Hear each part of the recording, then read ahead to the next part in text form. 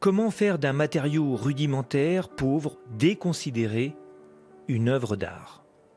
S'est-elle seulement posé la question, Eva Jospin? Pas sûr.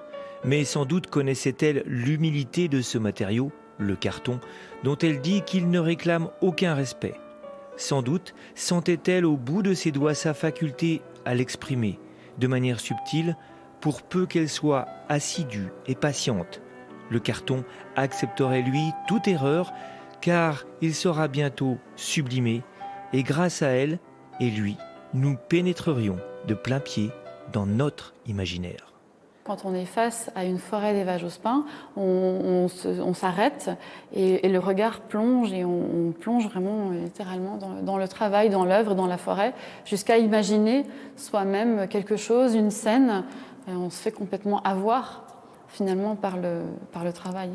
Elle offre donc le cadre du rêve, des forêts et des grottes oniriques que chacun peut s'approprier et faire vivre à l'envi. Parfois, elle quitte son matériau, le carton, inerte, pour broder le fil ou mouler le bronze. Mais toujours, elle offre cette possibilité du rêve, en contours, en détours infinis. Obsessionnelle, Eva Jospin? On a dit obsessionnel, oui et non, plutôt d'orfèvre. Et là, pour le coup, le qualificatif de dentelière prend toute son essence, puisqu'on est vraiment dans une broderie avec des fils d'or, des fils de couleur, et elle recrée encore une fois des forêts et des paysages brodés où l'œil s'arrête et on cherche le détail.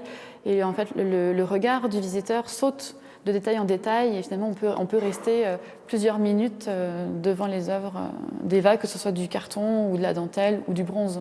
Conçues initialement pour être exposées dans de hauts et vastes lieux, ces œuvres ont remarquablement trouvé leur place dans l'abbaye Espace Contemporain d'Annecy, où elles se donnent à voir jusqu'au 17 décembre.